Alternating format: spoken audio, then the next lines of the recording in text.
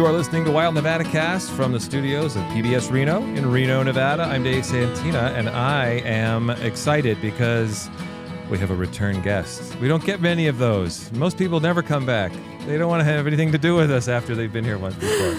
Helena Guglielmino is here, and there's a good reason for it. A year ago, you were here, talked about a bunch of things, and you mentioned at the time you're working on a book. Mm-hmm. Well, you finished it. It's here. You're here with the book. I'm so excited. It is here, yeah. Urban Trails Reno. Yes. Published by Mountaineers Books. Yes. Please tell us about this accomplishment. I'm so impressed. I am so proud of it. I'm stoked about it. It's my first book.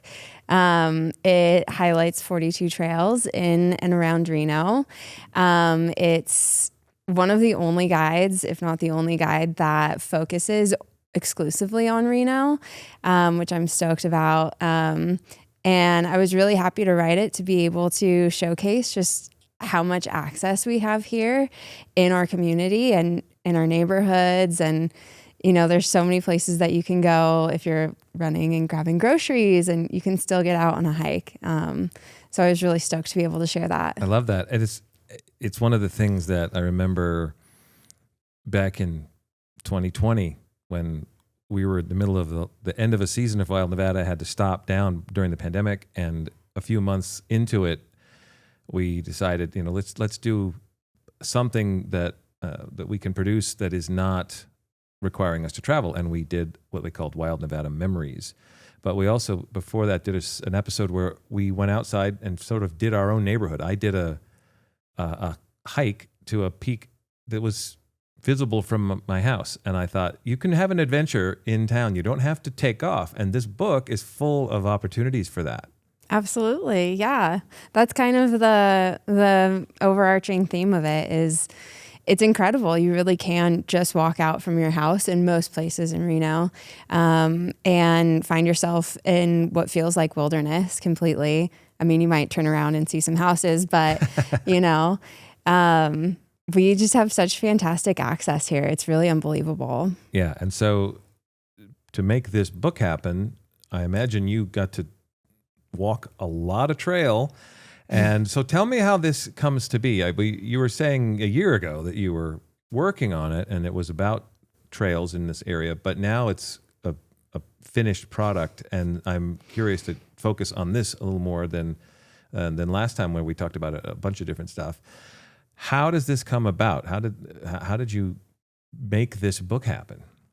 Yeah, so I was very fortunate. Mountaineers Books, which they're based out of Seattle, they actually approached me with this idea. Nice. To create a book. This is part of their series, so they're focusing on major cities like Portland, Sacramento, Salt Lake, and creating guides for hiking in the urban areas around them to try to engage people who might be beginner hikers or new to the city or what have you. And so they found me through an outdoor writing association and brought this idea into my lap, and I was like, yes, I can't pass that up. Too good to be true. Yeah. So it's been, this came out October 1st of this year, and it took about 2 years from when they reached out to me to this past October. Where do you begin when you have all of this area around you, and how do you find the line between what's Reno Trail and what is outside of the scope of what you want to write about? I imagine that you had to make some decisions early. Yeah, I did. Yeah. So actually, in my proposal to Mountaineers, I listed like 74 trails, and the editor came back and she was like, no, this has to fit in someone's pocket. It needs to be portable. You have to cut that down by half. So that was challenging just because there are so many trails, and you look at a place like Peavine and there are so many tens. You could do a book just on Peavine. I mean, really, yeah. There's so many trails out there, and they're still building some before or after I sent my manuscript into Mountaineers. Biggest Little Trail Stewardship finished a reroute and started building another trail on Peavine. And I was like, of course. Of course. Well, this is job security. You'll have to do further additions exactly. But yeah, I mean, it was a little overwhelming because there's so much, and I'm not a Reno native. So I felt a little, like, I don't know, am I overstepping here? Oh, Like, come on is now. there, locals must know so much more than I do. Nope, I'm a local. Nope, I don't know more than you. Sorry. Thank you. Send me to Fresno and see if I can list any of the trails around there. No, you were very welcome to teach me a lot about what's around this town. I don't know, so that's really cool. So where did you begin to put a list together? I mean, you did this 74, and then they said cut it down. How do you then choose to shave off trails and find your 42? How many 42, to find your yeah. final 42? How did probably some painful choices to have to cut some stuff out? There was, yeah. And I think part of how I cut it down was just looking at the neighborhoods, and I wanted it to be, I wanted to represent each neighborhood as well as I could and not favor, it'd be so easy to favor like Peavine or West Reno in the Carson Range. Right, where the hills are. And right. You've got, ups and downs and views and all these great destination points, right? Exactly. Versus a flat or desert side. Yeah. And so I wanted to consciously make sure I was touching everything and going into North Reno and hitting South Reno and going into some of the other neighborhoods. So that was like the first point of how can I kind of equally represent the area.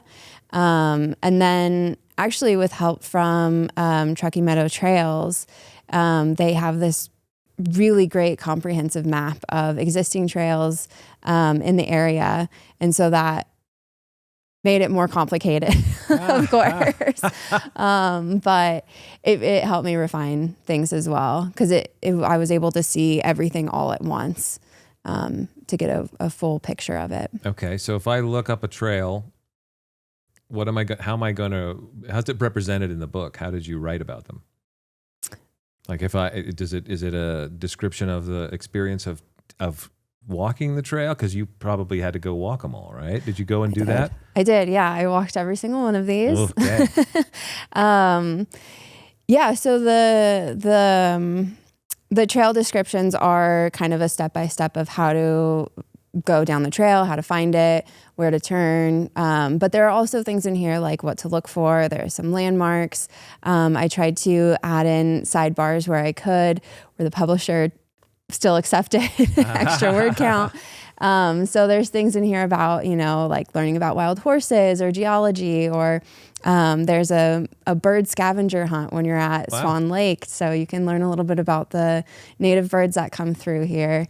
There's all sorts of little stuff like that throughout the book. I love that. Did you discover at some point a location that you liked much more than you had expected? Yeah, actually, several. There were several. One of them was, in fact, Swan Lake. That is, when I was researching, I had never been out there. And when you look at the map, it's like a really short trail. And it didn't look like much. And I was kind of, I don't know if this should belong here. It's like, a mile maybe. But I went out there to check it out, and it blew my mind. It was so gorgeous. It's such a wild place because you park in between two warehouses. And so you're like, what am I even doing out here? Like, why are we here? And I went out with a friend, and before we went out, I was like, I'm sorry, like, we can turn around if it sucks. Like we don't have to spend a lot of time here or whatever. And we both get out of the car and start walking. And we spent like an hour and a half there just exploring and looking around. And that place really surprised me. There's so much wildlife out there and so much growing out there. And once you get out there, there's a lovely boardwalk that goes over the water. And once you get out there, like you don't feel like you're in the city at all. It's so cool. That's one of the advantages of being in this area is you can pretty quickly get into a place that feels isolated, but you're still pretty close to services if you need them, or help if you need it, which is, I think, why I would think that this would be a really popular book for people who maybe have mobility concerns or just aren't comfortable being away from city opportunities and services. So it's early. I mean, the book just came out, but if you had any early feedback. I've spoken to a few people about it. This one woman reached out. She just moved to Reno like a month ago or so, and she found my book. And yeah, exactly. She's in her 80s and, walks a couple miles, but prefers flat ground. And she picked up the book and she was very excited to try out some of the trails in here. And that's kind of another big point of the book is a lot of these trails are shorter. Most of them are under 5 miles. There are some that are on paved paths. There are some that are completely flat. And it's really trying to make it as accessible for people who might not be, think that they're in great hiking shape or used to hiking or whatever. But then for people who are big hikers, these are great starting off points because each map and each trail, I mean, that's another beautiful thing about this area. Each trail connects to another trail, which can take you out on a 10-mile loop or whatever. Right. That's true.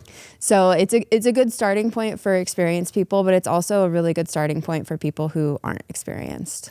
And that's a good point to make about the trails that branch off, because if you don't have a guide, you might turn the wrong way and get way out and not intend to, but be lost, or at least farther away from where you want to come back to than you intend, and then it's a lot harder return.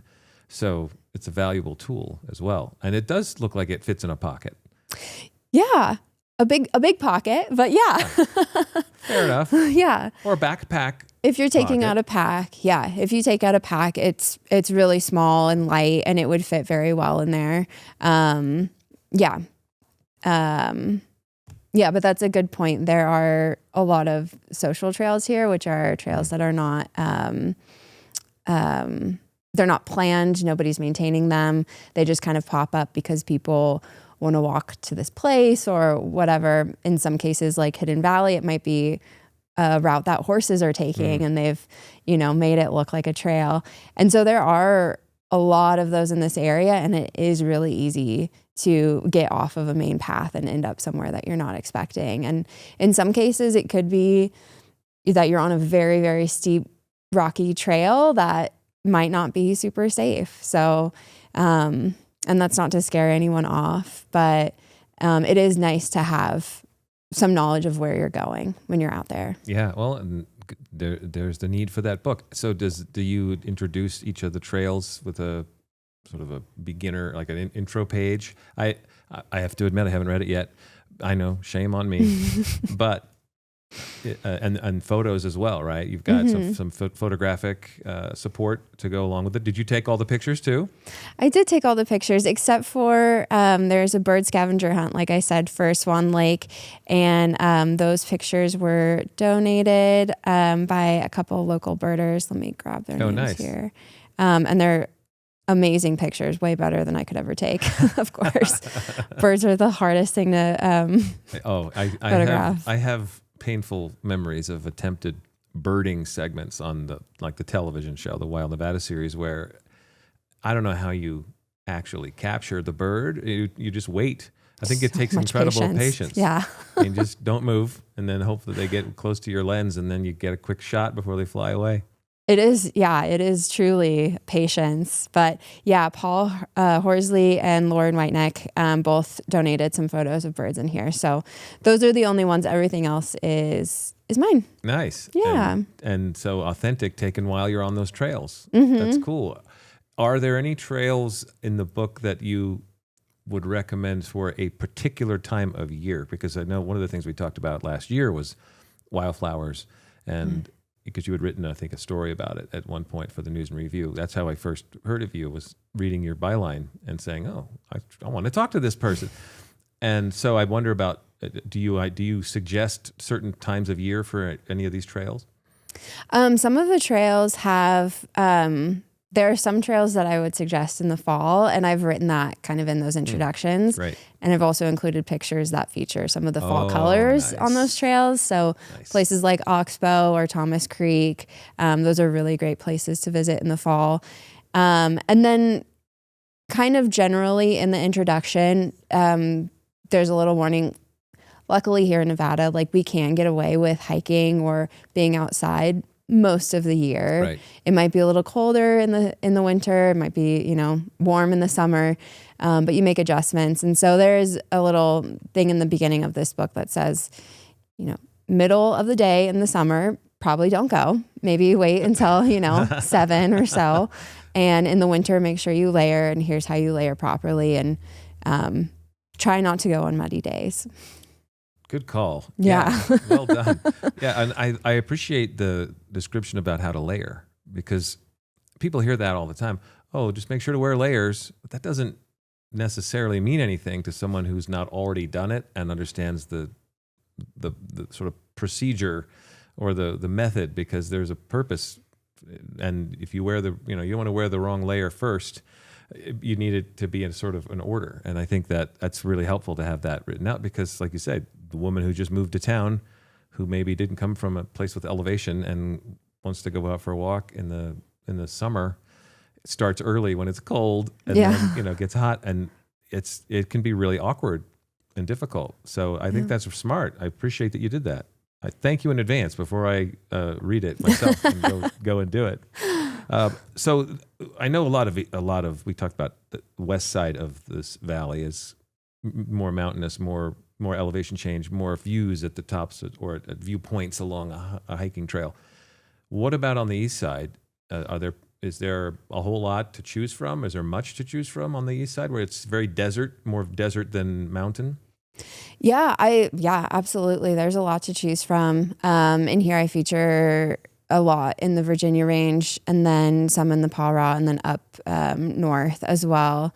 It's kind of interesting because the majority of the Carson range that's down here is public land. It's, Mount Rose Wilderness or managed by Forest Service.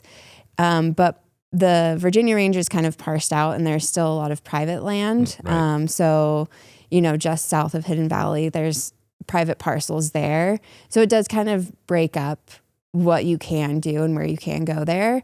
But there are tons and tons of things to do over there.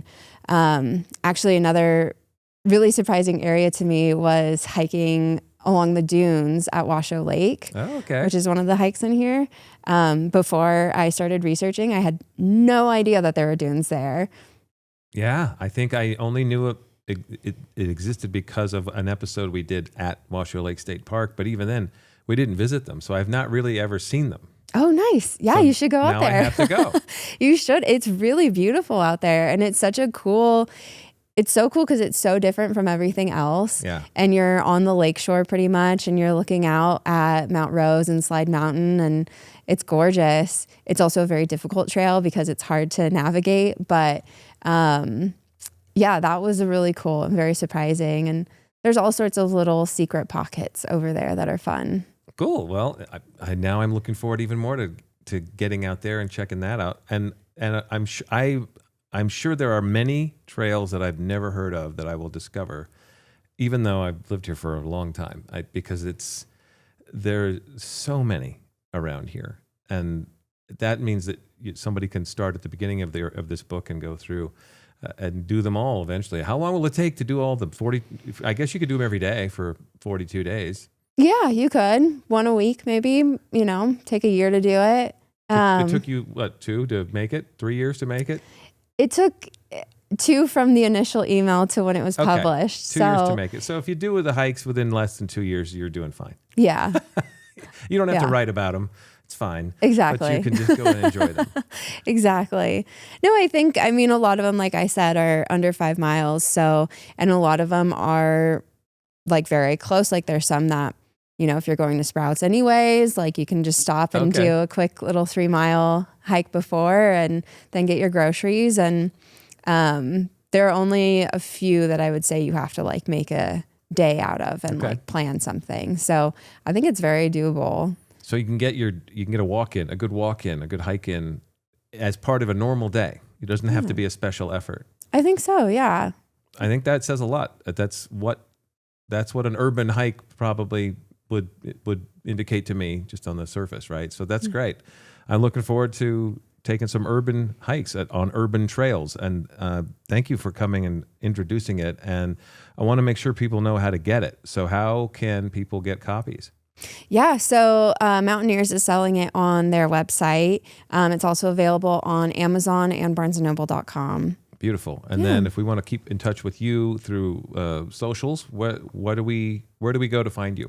Yeah, my Instagram handle is at ghoul.u.mino, so GHOUL.YOU. Greatest service you ever provided to the public is pronouncing your own name. Yes. Guglielmino. Guglielmino. Yes. So people can find me there. And then my website is Stories by Helena, which is HELENA. Yeah. And are you working on anything right now? Writing anything? No, I am. So this past summer, again, I was working with Tahoe Rim Trail on their trail crew. Right. And I've just kind of returned into normal life in the last couple of weeks. So I'm starting back up, sending out pitches for articles and freelance work. But no other books in the works at the moment. That's okay. You deserve a break. You spent 2 years on this one. Yeah, that's right. Sit back for a minute. Bask in the glory. And are you still doing book signings and traveling around to promote? Because I know that right at the beginning when it came out, that was part of your routine.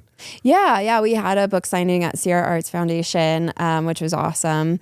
And as of right now, we don't have any other events planned, but hopefully we'll be able to do a few guided hikes in the future. Nice. Yeah. I love it. Okay. Well, yeah. And guided hikes are, I read somewhere that you're doing some more guided hike work, or is it called Wild Lines? Yeah. Yeah, absolutely. Yeah. So I have this hiking series that I'm trying to do, a few each month. They're called Wild Lines. And the concept is getting riders out or other creatives, it's open to all, and going for a hike, kind of settling into nature and allowing the creativity to flow.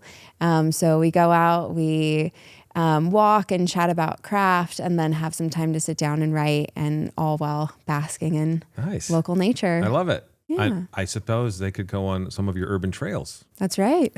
So look for that. So yes. If I'm a creative who wants to sign up for that, how can I do it? You can go to wildlines.org. Okay. And that'll have all of the events coming up on there. Excellent. Yeah. All right, cool. Plenty to do. Thank you. I love it. I appreciate you coming and doing, following up. It's been a year. I can't believe it. I know. Congratulations. This is a huge accomplishment. Thank you. And thank you for having me back. Oh, my pleasure. All right. Before we go, we got to remind everybody to watch Wild Nevada on PBS Reno. That's via broadcast or streaming at pbsreno.org and many other streaming sources. Also, watch segments on PBS's YouTube channel. And I have a question. If you have a question for me about Wild Nevada, or maybe a comment or a suggestion, please send them to me at podcasts@pbsreno.org. We were joking about that earlier, that nobody ever emails me, but I want your information. I want your questions. I want your thoughts. So thank you to Helena Guglielmino. Thank you. And thank you for listening to Wild Nevadacast.